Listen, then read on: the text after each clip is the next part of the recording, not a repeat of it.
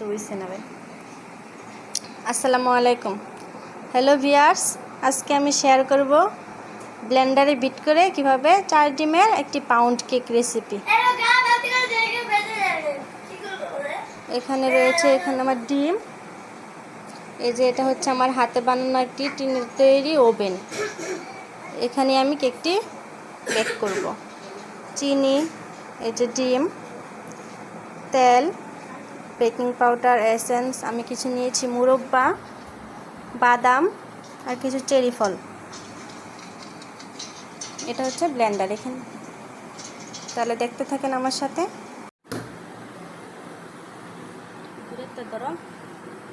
বোঝা যায় না। ডিমগুলো আমি ভেঙে ব্লেন্ডারে দিয়ে দিচ্ছি।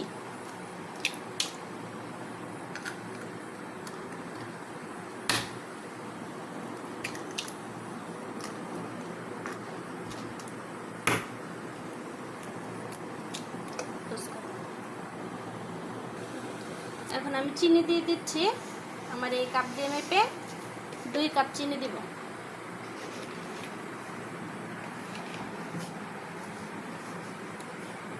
যেহেতু পাউন্ড কেক, চিনিটা একটু বেশি হবে। এখন আমি এই কাপে 1 কাপ তেল দিয়ে দিব।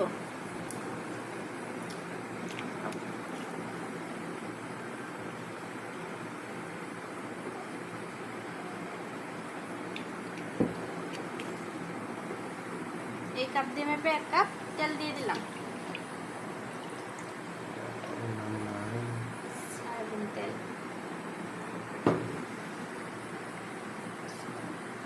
এখন দিয়ে দিব 1 চা চামচ লেবুর রস।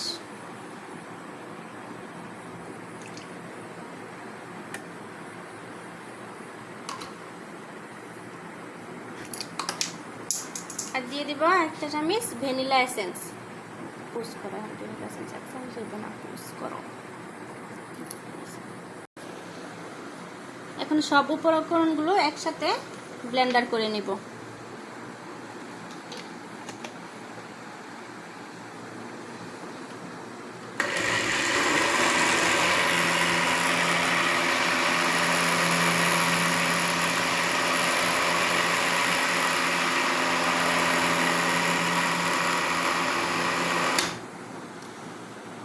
আমি এভাবে থেমে থেমে আর একটু কিছুক্ষণ ব্লেন্ডার করে নেব।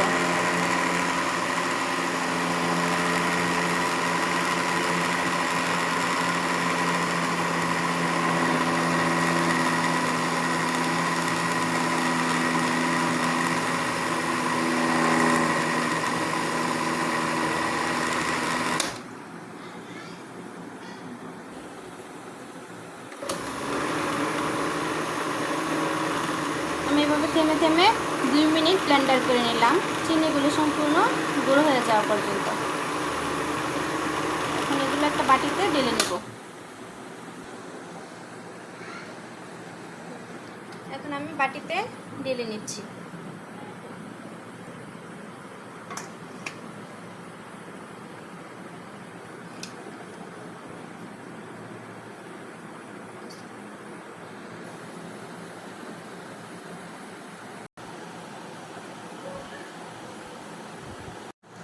এখন আমি শুকনো উপকরণগুলো দিব।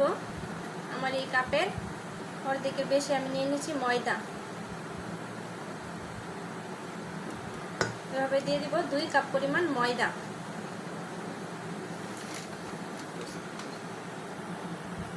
আরেক কাপ ময়দা এখানে আমি দিয়ে দিলাম। 2 কাপ ময়দা। বেকিং পাউডার দিয়ে দিচ্ছি 1 চা চামচ, আরো আধা চা চামচ।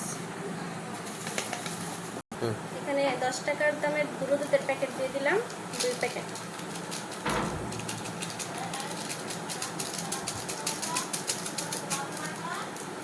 ব্যালেন্সের জন্য দিয়ে দিচ্ছি 1 চিমটি পরিমাণ লবণ। এবং যেহেতু পাউন্ড কেক, তাই যেভাবে মিশাই না কেন এটা হয়ে যাবে। এখন আমি আমার হ্যান্ড হুইস্ক না থাকার কারণে কাঁটা চামচ দিয়ে ঘুরিয়ে ঘুরিয়ে সবগুলো মিশিয়ে নেব।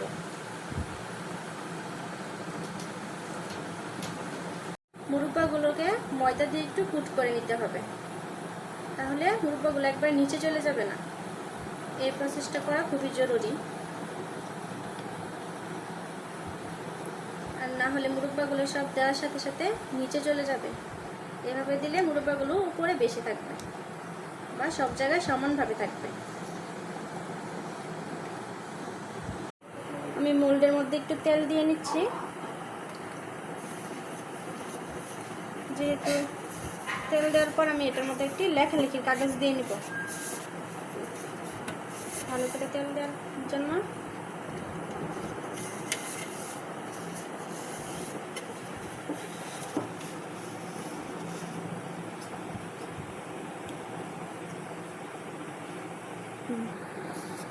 এর মধ্যে একটি লেখালেখির কাগজ দিয়ে নিলাম।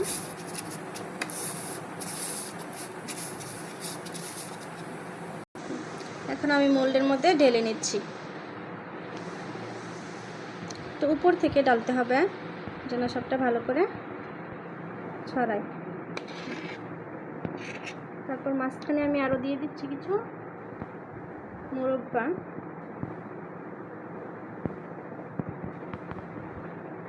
আর কিছু বাদাম। তারপর উপরে আরেকটু ঢেলে দিচ্ছি।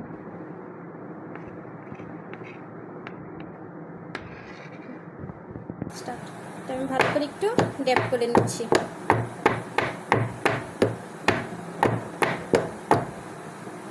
এখন আমি উপরে কিছু চেরি ফল দিয়ে দিচ্ছি।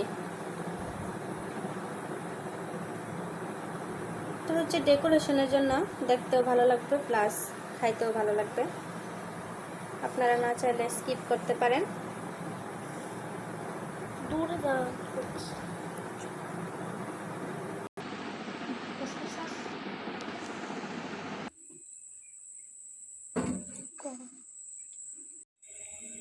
এখন আমি গ্যাসের চুলার উপর ওভেনটা বসিয়ে দেব। ঠিক এইরকম আগুন রাখবো, বেশি কমও না আবার একবারে বেশিও না, একদম মিডিয়ামের চাইতে কম আগুন রাখবো। এরকম আগুনের উপর আমার কেকটা ওভেনটা বসিয়ে দেব। ওভেনটা বসানো হয়ে গেছে। এই যে ওভেনের ভিতরে আমার কেকটা, এখন অপেক্ষার পালা। এই যে দেখতে পাচ্ছেন কিভাবে আমার কেকটা ফুলে উঠছে, খুব সুন্দরভাবে চতুর্দিক দিয়ে কেকটা হয়ে আসতেছে, দেখা যাচ্ছে।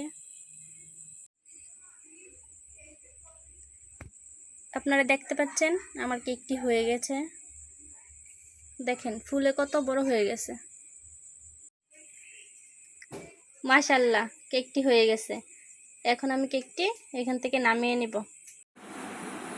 মাশাআল্লাহ মাশাআল্লাহ, দেখতে পাচ্ছেন আপুরা আমার কেকটা কত সুন্দর হয়ে গেছে, খুবই সুন্দর হয়েছে।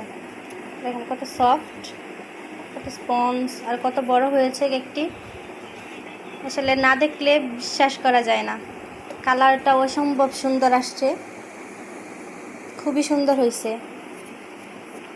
আসলে এটা আমার জীবনের প্রথম ভিডিও, যদি কোথাও ভুল হয়ে থাকে আপনারা ক্ষমার দৃষ্টিতে দেখবেন এবং আমাকে কমেন্ট করে জানাবেন, ভুলটা শুধরে নেওয়ার চেষ্টা করব। আপনারা পাশে থাকলে আমি আরও এগিয়ে যেতে চাই।